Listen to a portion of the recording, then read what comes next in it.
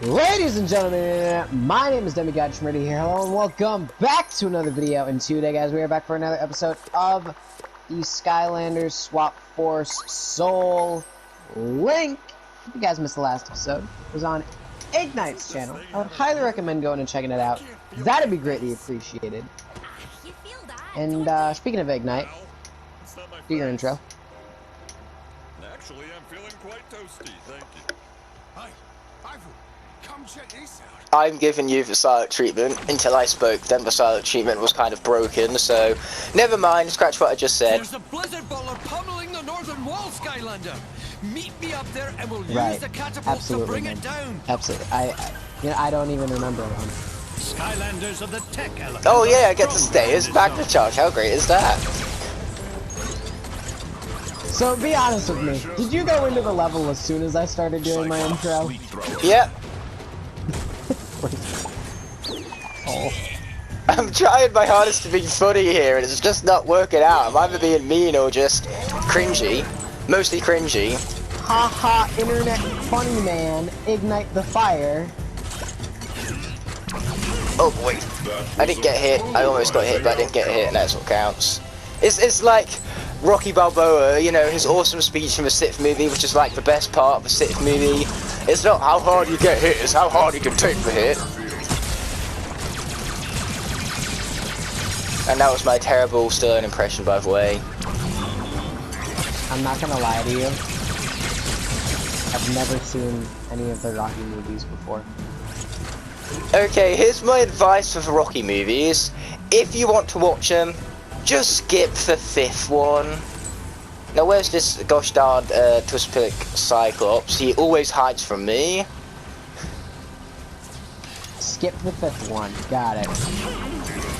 Because I wanted to see Creed, because I like Michael B. Jordan. How can you not like Michael B. Jordan? He's like the best villain in the MCU. Oh my god, he's a badass, man. Twispic Cyclops.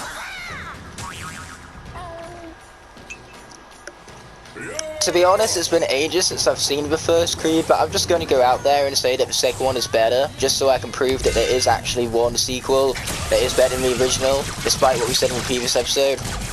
Unless it's the MCU still doesn't do that, unless it's Captain America still. Actually, I know it's not technically the MCU, but there is one Marvel movie that that has a sequel that's better than the original. You're about to say Spider-Man 2, because you know what? I'm going to agree with that. Let's go, Igknight. Let's go. I mean, like, of course Spider-Man 2 is better than the original. How could it not be? It's Spider-Man 2 of all things. Okay, here's the thing. I love Tobey Maguire. I love the original Spider-Man trilogy. I've already talked about, at least I talked about with you, how much, like, I actually enjoyed Spider-Man 3 on my first watch through of it. That's because I was a dumb kid. I was growing up. I didn't realize. What if this movie is bad? I too was a dumb kid. I liked bad movies, like Spider-Man 3. Spider-Man 3 was actually my favourite Spider-Man movie when I was a kid. Dude, I also like bad movies. Like, I like bad movies now. Like, in a different way than I liked bad movies when I was growing up. I have kind of like got some ironic enjoyment out of bad movies. Like, there's a movie that just came out called Countdown, and it is so terrible that I actually had some fun with it because it's so bad. It is genuinely like worst movie of the year material, but because of that it's so damn fun. It's like Happy Death Day. Not as good as Happy Death Day, but still in that same vein. Dude, I really liked Happy Death Day, actually. I'm not even gonna lie to you. Yeah, say it's one of those which is just like a bit of a modernized horror, I call them. You know, one that focuses on Monday themes such as, you know, the Happy Death Day is time travel, which is ridiculous, but it's more modernized. And Countdown is about an app on your phone which tells you when you're going to die. And it's so incompetently helmed, but the main female lead, is so good in the movie. It's actually, I could actually praise her for her performance. Everyone else, however, their performances suck, so that's why it's just like Happy Death Day with a promising main lead and everything. Yeah, you gotta love Jessica Rabbit. If you can find something to dig up all this. If that's the one who plays the lead in Happy Death Day, then yeah. Yes, yes it is. Okay, so here's the thing with me. If they haven't played in an MCU movie, I have no idea what actor you're talking about. Unless it's Michael Caine, but that's just because everyone should know Michael Caine. He's like an incredible actor. You gotta know Stephen Amell, right? Oh, of course I don't. Was amazing. Really? No Stephen Amell? Okay, Igknight. Grant Gustin. You can continue to list names. I'm not going to know them anymore than how much I already don't know them. If that makes any sort of sense. It probably doesn't, but never mind. Okay, I'll stop naming Arrowverse actors and I'll name classic feel-good movie actors. Sean Ashton. Or Aston. Who does he play? He's Mikey in the Goonies! I knew it! Haha, I knew it! Totally, 100%. You are so uncultured! I've heard that. Come on, man! Here's the thing, no matter what, I'm uncultured. I spend a year in the gaming course, and I am significantly, like, outcultured in games. And then I move to the film course, and apparently I'm still uncultured. Yes, you are! Okay, here's the thing. 10 years down the line, when all of our modern films become, like, classical films, because they're old at that point, that is when I'm going to become cultured. Because I know much more about modern cinema than older cinema. Films that came out before I was even born, I doubt I could name 2 of the actors. Okay, yeah, here's the thing. I probably can't name actors in movies that came out before I was born. But I know movies. I could absolutely name movies, and I could absolutely name the characters from those movies. Unless it's Ghostbusters, I haven't seen any of those films. Dude, it's been a while since I've seen Ghostbusters.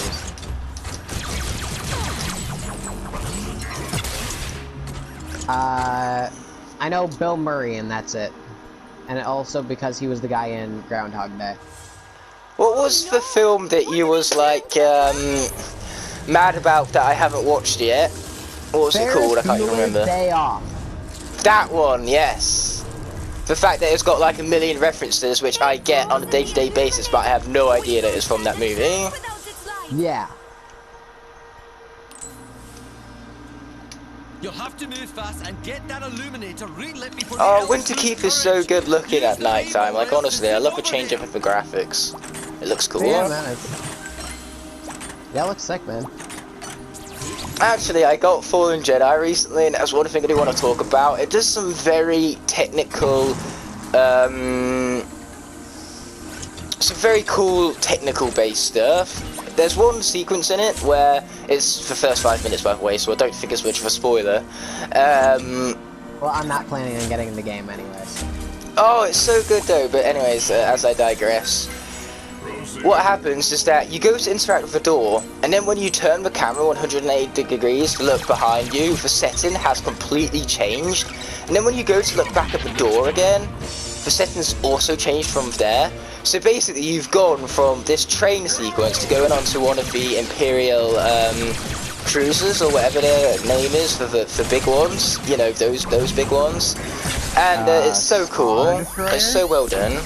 One of those, yes. You go from being on a train, and then once you change your camera angle, you go to being on one of those. It's so technically cool. Well, it sounds like it, man. Yeah. It actually, like, jump scared me for the first time round. Because here's the thing, I don't get jump scared at what you're supposed to get jump scared at. I get jump scared at stupid things. Honestly, And I'm also the person who actually gets jump scared by a jump scare 30 seconds after the jump scare has happened.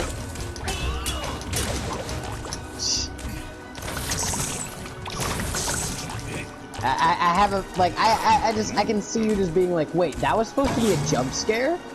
Oh, it was quite good, actually, then. Yeah. Age of Ultron references. Of course, Age of Ultron has all the references. That's like the best thing about Age of Ultron. Still the worst Avengers movie. Well, without Age of Ultron, there would be no Endgame. You know what? That is true. Then again, without any MCU, there would be any Endgame. So, thank you, MCU. Okay, I appreciate your existence. You are not to be taken for granted. True, but specifically Age of Ultron because they absolutely name dropped it. Oh yeah, definitely. And the first Avengers movie, of course, because there's so many callbacks in Endgame to that first Avengers movie when it comes to the characters of Captain America and Iron Man, because of course they all give each other insults. You know, Captain America's there saying Iron Man doesn't really care or something along those lines, and of course Iron Man is there saying there's nothing special about Captain America besides what they made for him in a bottle. And then of course in the end of Endgame they both prove each other wrong. It's such a great callback, you could say, and it's not exactly subtle either. That's what I love. Wait, no, it is subtle. That's what I meant to say. Endgame time travel logic. I just remember it's crappy time travel logic, and that is America's ass. How can you not, like, forget that, or, yeah? I don't know. Like, I'm confusing myself. This is what happens when I wake up at 6 AM to record this stuff, again. I stayed up until midnight. I'm more delirious than you, bitch! You know what, that's true, I'm more of a morning person. And thank you for calling me a female dog, because I love dogs, so I definitely would not mind being a dog. Besides, if I was a pet dog, all I'd have to do my whole life is just sit around, have my owners come to me, feed me, give me love, take me out for walks. You know, it would be time of a life. I wouldn't need to work, I wouldn't need to go to school, honestly. If you were a dog though, I wouldn't. You wouldn't be able to come over to my house in America, because dogs they just have like the worst fucking habit ever of always peeing on my socks. Only 2 more blizzard bowlers out there. My dogs ate my socks. That's almost so much worse. Almost, it is.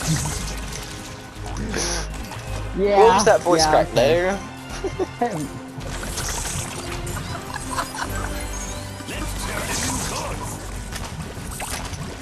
Eat bubbles! Apparently bubbles is a one word you can't say angry. I highly disagree. I think you can say bubbles angry if you try hard enough. Bubbles! Did you seriously have a straight face during the whole of that? During the whole of that, yes. After the fact, exactly. Like, try saying bubbles angry and having a straight face for like the rest of the day. It ain't happening, because chances are, even if you don't laugh at the bubbles, you will laugh at something else. yeah. Or I'll just smile because I get to see my girlfriend.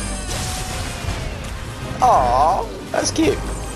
Surely your girlfriend can hear that now. Oh no, she doesn't know I have a YouTube video yet.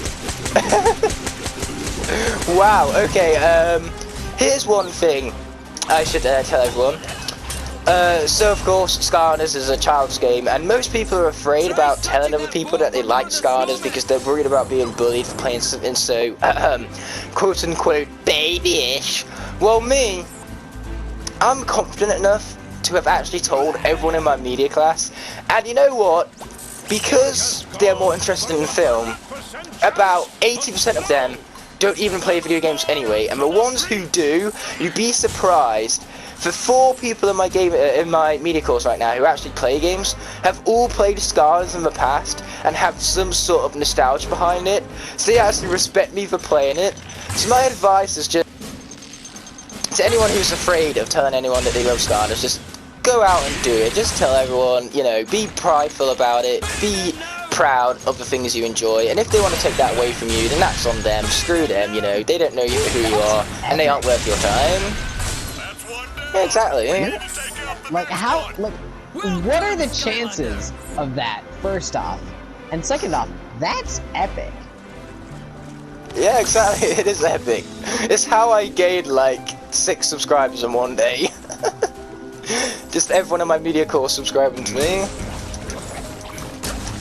Well, speaking of, everyone in Igknight's media course, go subscribe to Demigod Shmurda. Hashtag shameless plug.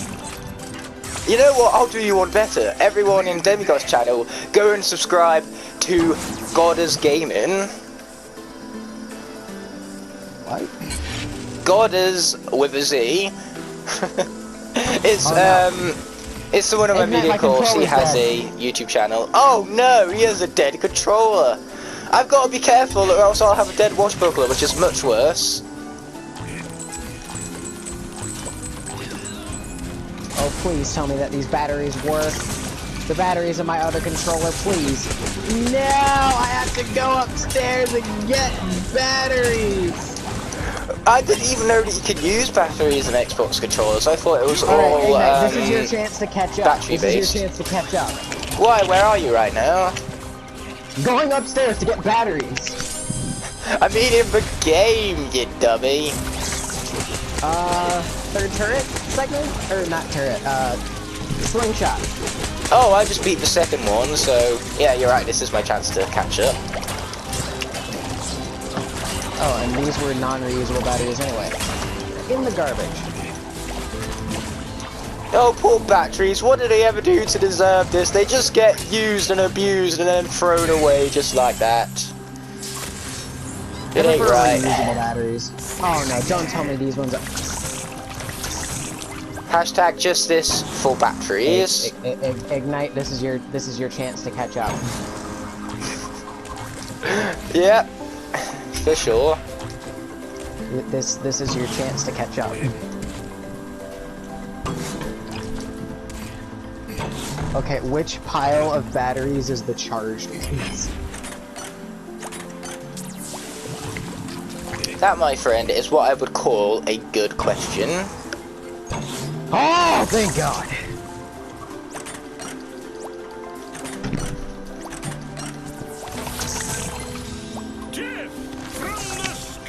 Okay, here's what's so funny. Despite the fact that my commentary is being all cocked up, my gameplay is so much more better than what it was in the original session. So see what I mean? Being proud of what I have rather than being worried over what I lost. Yeah, man.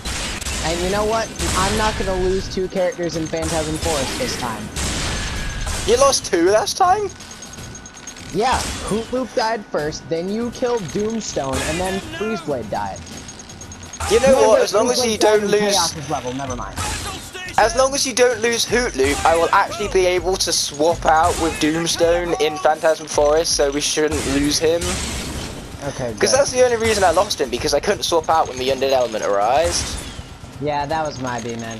And Freezeblade was in Chaos's castle, so it wasn't in what's it called? Great job! Phantasm Forest. I was You mistaken. did it! That's the last of the Blizzard Bowlers! Yeah, well, that is fine, because I'm not... Well, I was about to say something, but now I'm not going to say that something, because even if Demigod hasn't jinxed it, I definitely will.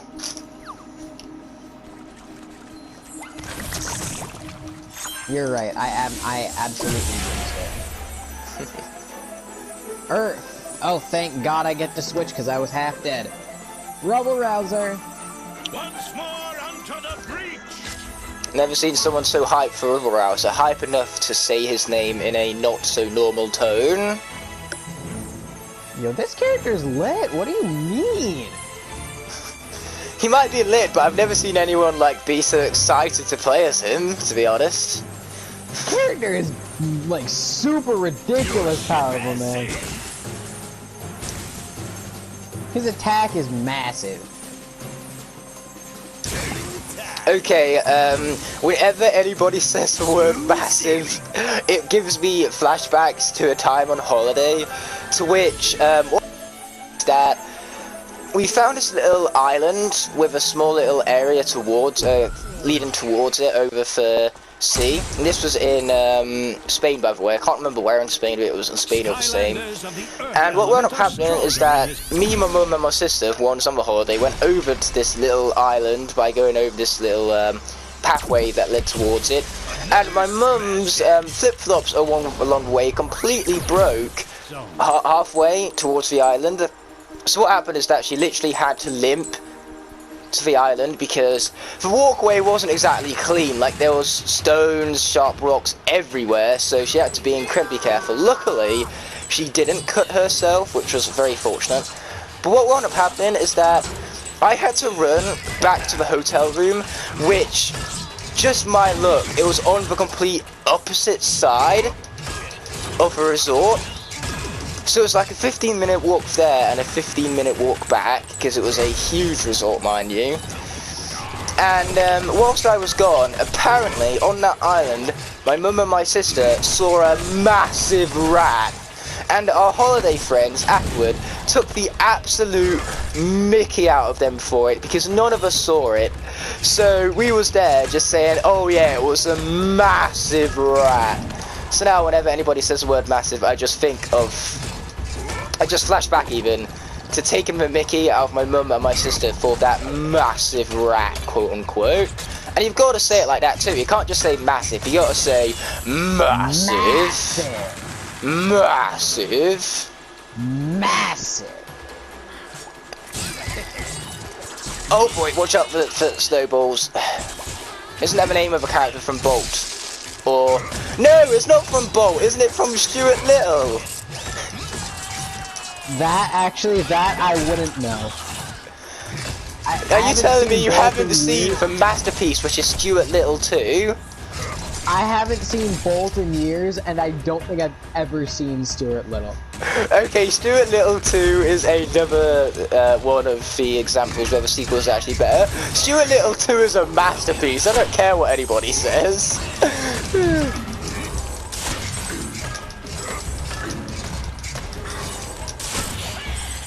I've never seen it. I guess I gotta add it to the list.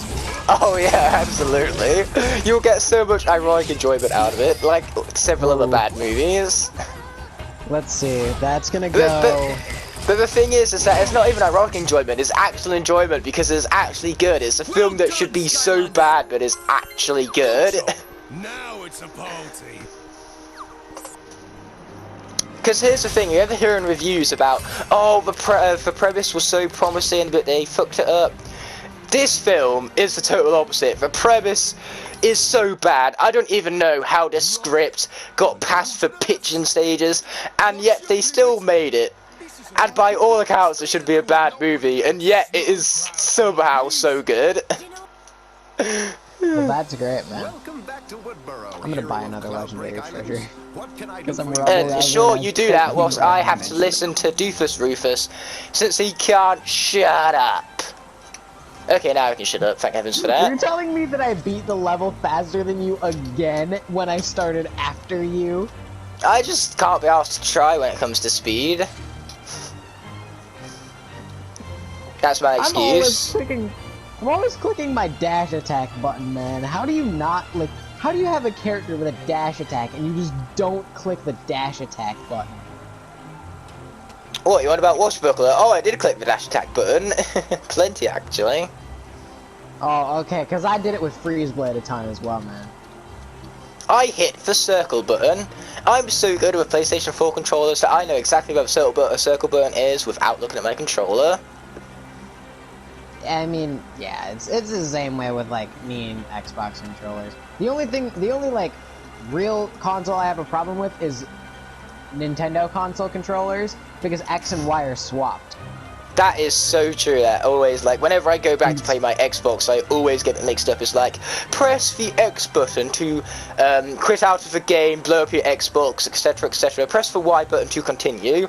Obviously, I meant to continue, but I accidentally pressed the X button, and now I've quit out the game, lost a few hours of gameplay time, because for some reason Xbox games are stupid like that and don't like save the way I want them to. Maybe it's just my Xbox, I don't know, but point is, confusing controls are confusing. Absolutely, confusing controls are confusing.